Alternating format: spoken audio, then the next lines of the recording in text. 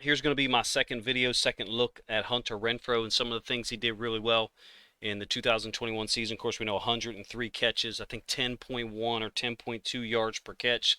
So some people, would state and consider that to be low yards per catch, possession receiver, any of those negative connotations that you might apply to a guy who doesn't threaten people downfield, I guess. But in the first video, I showed you the what I call the Renfrow route, the little shake in and out or out and in, that was popularized by Julian Edelman and before him Wes Welker and other guys as well, and showed you the big playability that he had maybe down in the red zone. Big play, not 50 yards, even though he did have what should have been a 49-yard touchdown call back against the Colts.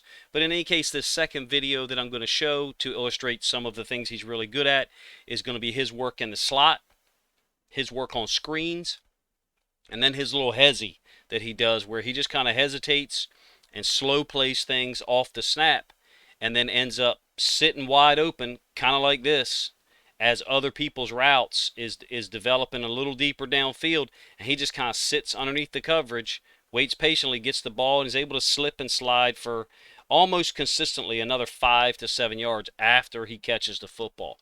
Don't know what his yak yards were. I don't pay attention to all that stuff. You can look it up if you want. I just know what I see. He's able to find open spots in coverage or underneath the coverage, like in this example here. Same play, end zone angle. You got a bunch formation. He's over here with Waller and Jones. Those guys run the vertical routes, and he just sits underneath and is able to make one guy miss, get a few more yards than maybe you would think he would, being a guy who is looked at as unathletic. But man, I don't know how you can still apply that label if you watch these two videos or you watch any amount of film of him. Watch this hezzy route. Actually, it's probably the Renfrow route. This is sick. Unfair to the DB trying to guard him. Looks like the move he kind of put on Tavon Young a little bit, except the reverse of it in week one. Hesitates 3 times, 3 different hesitations. 3 different fakes. One, fake going out. Oh, I'm going to come back in. Oh, I'm going to go out. And he's done. I mean, this dude is totally mixed up at this point.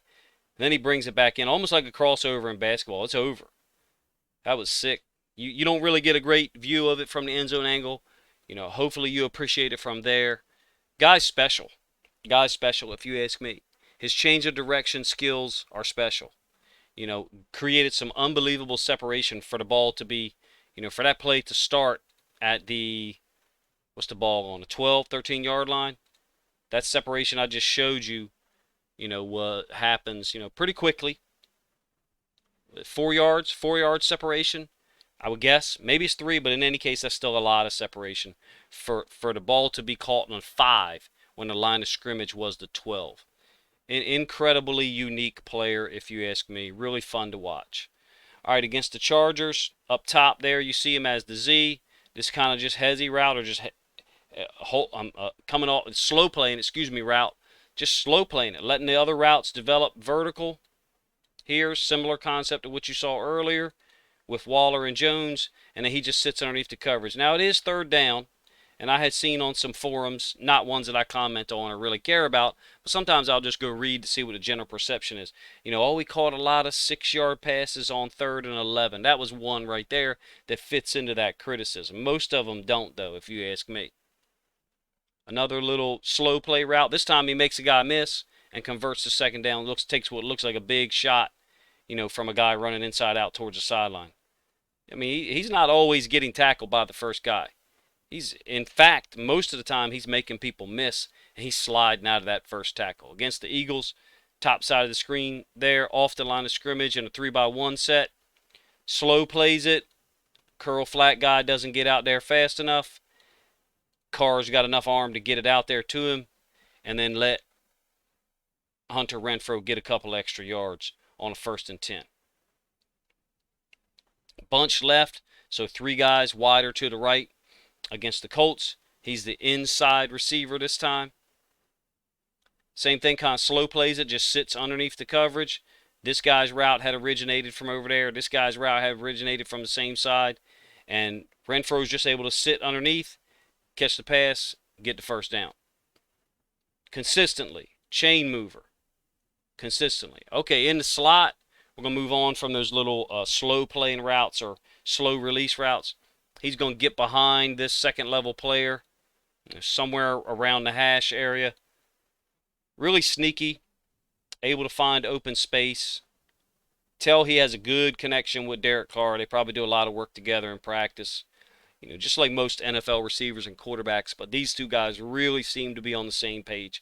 In the slot here, off the line of scrimmage, and this is kind of unfair to these second level players. You got the running back motioning out, so it could be the screen, and Carr is definitely looking at him right now.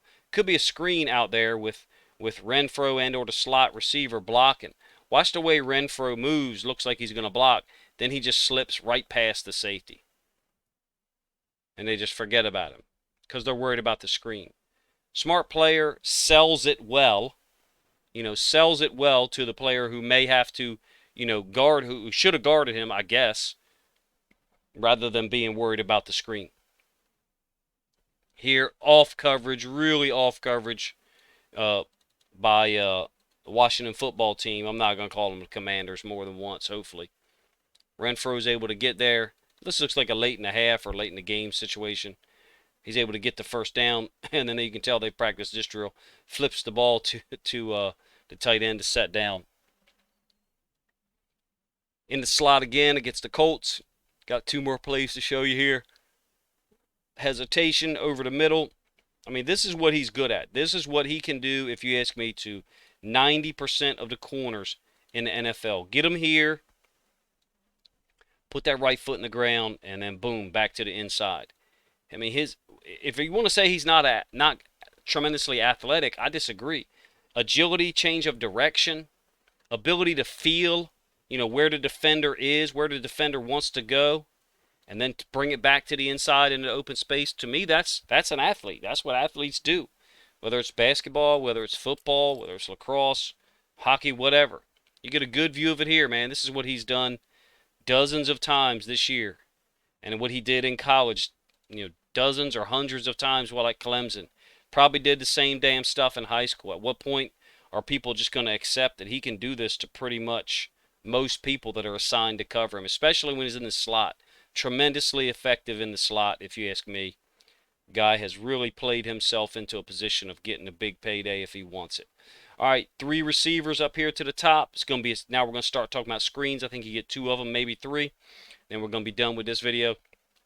Hopefully you guys are enjoying these. What I'm trying to do is segment or break up the player's skills and techniques into a couple of different videos.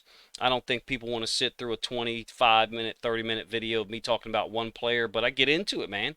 I try to watch at, when I say watch, I mean for each player film study, for each individual player, I probably watch 150 plays, and then break that down, segment that down, strip it down to 40, 50 plays, and then the final version of what I show in the database that I'm creating is where I got this is and it's somewhere in the realm of 25, 30 plays overall.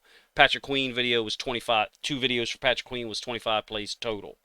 Hunter Renfrow, C.J. Mosley, maybe a little more. Little screen, shield screen where he's got a couple of guys blocking for him, because we know the Chiefs really had the Raiders number this past year. That's really got to be priority one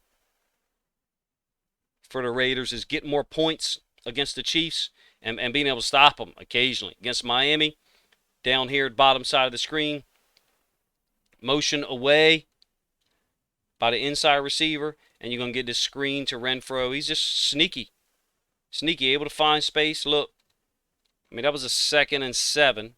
He's right near the sticks. But watch when he catches it.